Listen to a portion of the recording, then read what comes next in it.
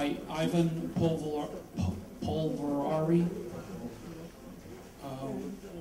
Mikella Marinelli will be reading the paper.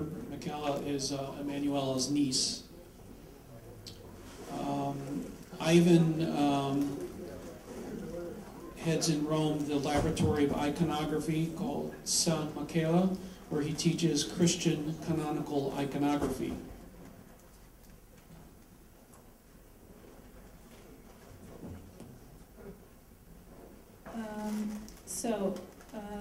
The origin of the Edessan image is connected with the ancient legend of King Abgar.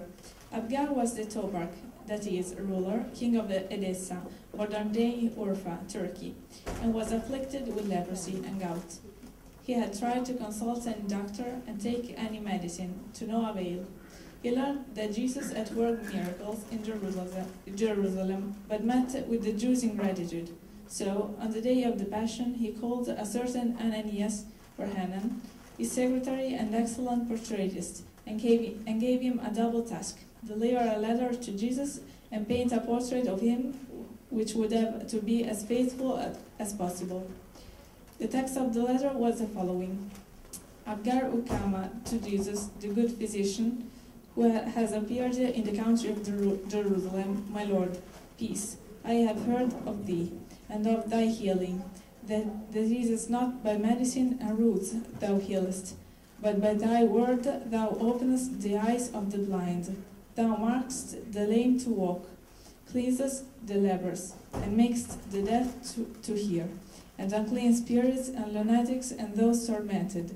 Them thou healest by thy word. Thou also raisest the dead.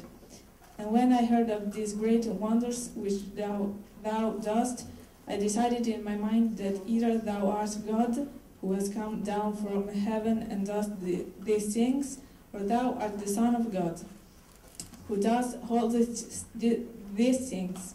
Therefore I have written to request of thee, to come to me who adore thee, and to heal the disease which I have, as I believe in thee. This also I have heard, that the Jews murmur against thee, and persecute thee, and even seek to crucify thee, and contemplate treating thee cruelly. I possess one small and beautiful city, and it is sufficient for both to dwell in it in quietness. Ananias went to Jerusalem, delivered the letter, and tried to paint the portrait as requested, but couldn't, because the radiance emanating from Christ's face was too intense to be painted. Understanding his difficulties, Jesus asked for some water to wash and a towel. He imprinted his visage on it, then gave it to Ananias, along with a reply letter to Abgar. Blessed art thou, who, although thou hast not seen me, believest in me. For it is written of me, those who see me will not believe in me, and those who see me not will believe in me. But as to that which thou hast written to me, that I should come to thee, that for which I was sent here is now finished, and I am going up to my Father, who sent me, and when I have gone up to him, I will send to thee one of my disciples, who will cure the disease which thou hast, and restore thee to health. And all who are with thee he will convert to everlasting life. Thy city shall be blessed, and no enemy shall again become master of it forever. Before giving the letter to Ananias, Christ affixed 7 seals below, bearing words in Hebrew, which, according to the Synaxarium, mean wonderful view of God. Abgar received the letter and portrait with great honor and profound veneration, and was quickly healed of his afflictions, except from some leprosy traces on his face. After ascension, Apostle Thaddeus arrived in Edessa, as promised. He immediately took Abgar and his family to the baptismal font.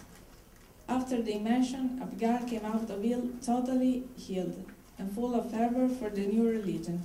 He ordered Jesus' image to be fixed on a gold-rimmed board, which was placed in the center of the city, in a rounded hollow from which a pagan statue that had been an object of great veneration before was removed and exposed to the cult with the writing, Christ God. Those who trust you will not get lost. There, the image remained under the rule of Abgar and his son. However, as the Synaxarium reports, Abgar's grandson, who had returned to the worship of the idols, wanted to destroy the precious relic. In order to save the Mandylion, the bishop of Edessa, having been warned in a dream by an angel, had a rounded hollow secretly bricked up with a tile, and a little burning lamp placed before it. The sacred image was forgotten for centuries until Khosrow II, king of Persia, after assaulting all Asian cities, besieged Edessa. The city was about to be conquered, when Eusebius, the bishop of the city, had a vision revealed to him the secret of the relic. He opened up the wall, and the image appeared. The lamps, still burning, had helped imprint Christ's image on the tile covering it. The relic was extracted, and a procession of the walls of the city organized. Miraculously, a fire that the Persian had built turned upon them, who fled in defeat. As all the most beautiful things were flowing into the imperial city, continues the Synaxarium, it was also God's will that sacred ineffable icon should become part of its treasure. Many Byzantine emperors tried to get hold of Edessan relic, which meanwhile fell into Saracen hands. Eventually, Emperor Romanus I Lecapinus, after a long negotiation, managed to obtain it at a high price, a payment of 12,000 silver dinars, the liberation of 200 Saracen prisoners, and the imperial armies promised to refrain from setting foot in Edessa and its property. Having learned of the agreement, the Christian community of Edessa rebelled, but had to give in to reasons of state. Therefore, the relic, after a few stops, was taken to Constantinople, along with Jesus' signed letters to King Abgar, in a procession in which, among many dignitaries, the bishops of Samosata and Edessa also took part. Miracles were being worked along the way.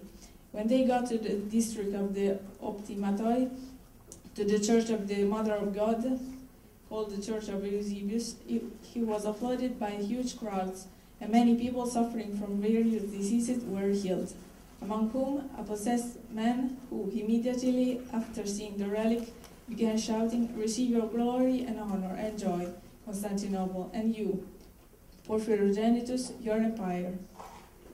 According to the Synaxarium, on 15th of August in the year since the creation of the world, which corresponds to the year 944, the procession got to the shrine of the Theotokos of Blackerne, where the relic was exposed to the faithful and venerated by the imperial family, who was already at the shrine to celebrate the Assumpted Virgin Mary, as well as the nobles and the rest of the people. The following day, 16th of August, the sacred image was carried on shoulders in a big procession led by Patriarch Theophylactus and the young emperors. The elder emperor stayed at home, as he was seriously ill, but all the members of the Senate and all the clergy joined the procession with the due accompaniment all the way to the Golden Gate. He proceeded through the whole city and arrived at the big church of Saint Sophia. Here the Mandylion was exposed for public veneration. The procession was resumed, went through the imperial palace and got to the church of the Theotokos, named after the tower of the lighthouse, where it was definitively placed. As early as the 8th century, St. John of Damascus in his work had expressly mentioned the Acharopite image, meaning not painted by human hands, reminding, however, of the tradition whereby Abgar, after requesting an image of Jesus, obtained a cloth on which Jesus was believed to have miraculously imprinted his image. The cloth was described as being elongated, not square as other traditions report, with no mention being made on any folding of the cloth itself. Egeria, a pilgrim who arrived in Edessa in 384, recounts that the city's bishop, on on showing her the highlights, led her to the gate of the bastions through which Hannah had entered bringing Jesus' letter. However, her narration makes no mention of the image. The first reliable news of the presence of the Mandylion in Edessa goes back to the 6th century. In 1544, the city was besieged by the Sassanids, led by King Khosrow I. According to Evagrius Scholasticus, the city was liberated from the siege thanks to the sacred image. A Quaval Syriac hymn also considers the existence of that miraculous image as already known and acquired. Tradition has it that the cloth with the acrobat image of Christ was found in a niche in a wall towering over a gate of the city. Some give credit to this tradition, believing that the Mandylion had been hidden centuries before because of persecutions, and then was forgotten. Maybe it was found again during reconstruction works following the catastrophic flooding of the Isen, a river flowing through Edessa, which occurred in 525. News of this flooding was reported by an author of the time, Procopius of Caesarea. A little earlier than the Synaxarium, or even contemporary to it, is the homily held by Gregory, 10th century, referendary of the Church of Saint Sophia in Constantinople, before the miraculous sacred image, as mentioned in the Great Vatican Code 511, which was discovered some years ago by Professor Zainotto. What is highlighted in it is its difference from a painted image. The radiance was impressed only by the drops of the sweat caused by the agony, which fell down from his face of divine nature, like drops of blood, and from the finger of God. These are really the beauties which led to the coloring of Christ's imprint, which was further embellished by the blood drops gushing out of his side. Both have a lot to teach. Blood and water there, sweat and image here. The Synaxarium does not absolutely show a uniform text either.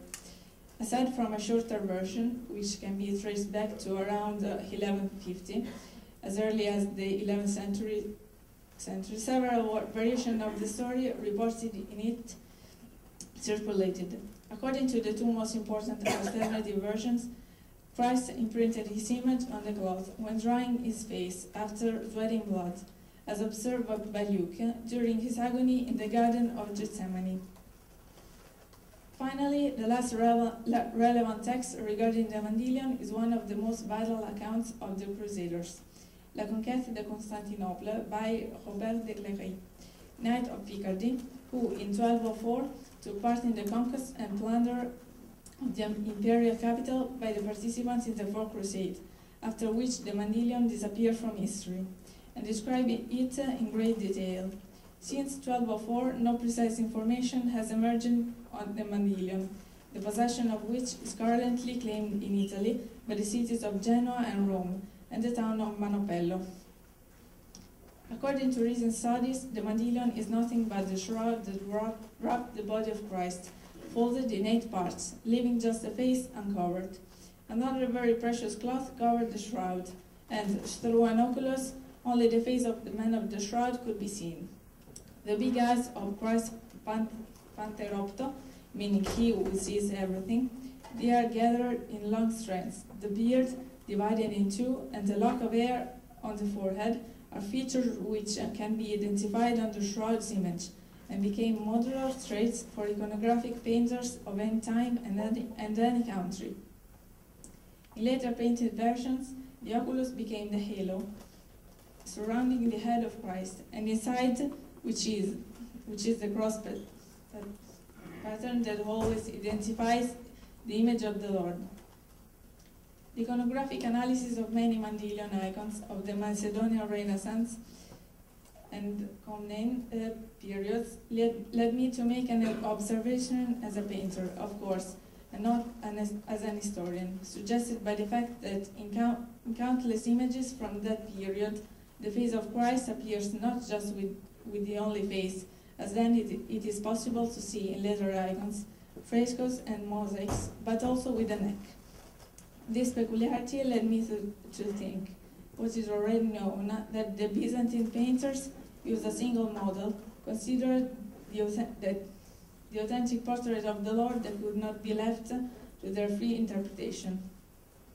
The question then should be moved to another level. Why do most ancient icons of the Edessa Mandylion possess also the neck? This would mean to the viewer that the towel handkerchief is only the final and most important part of something much longer and folded in such a way as to leave visible only the face. The hypothesis seems plausible. Another interesting question is the one that shows how the veil has, in all of the icons, the same decorative motif.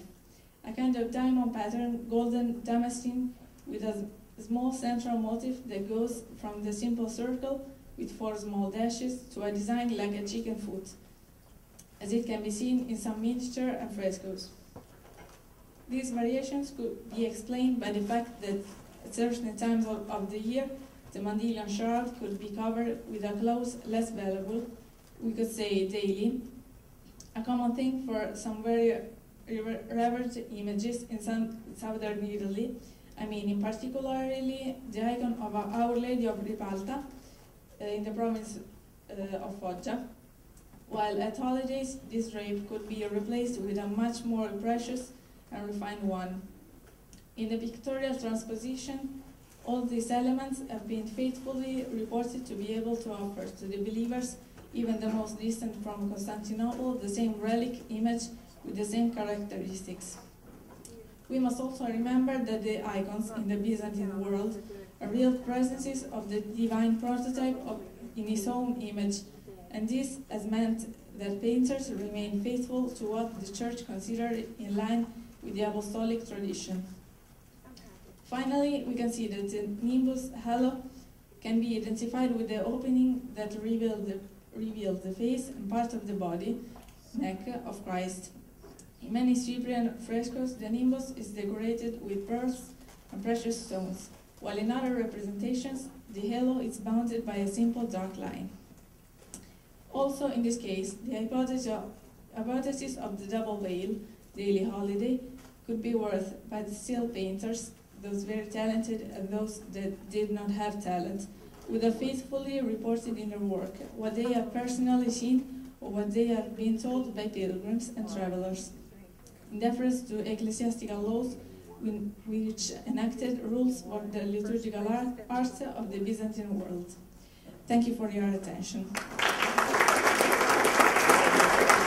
Greetings from two other Syndonologists who weren't able to be here for this Congress. I would like to send my sincere greetings from Australia to all at the symposium. Unfortunately, my age and state of health makes it difficult for me to be with you.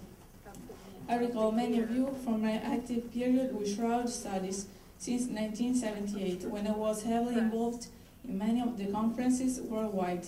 Did research on the catacomb portraits, much work on the Templecom panel, worked with Damien in Jerusalem, produced more than 100 issues of Shroud News, wrote 4 books on the Shroud, and broadcast and lectured hundreds of times. I hope the good Lord will enable me to be a Turin in 2015. Rex Morgan.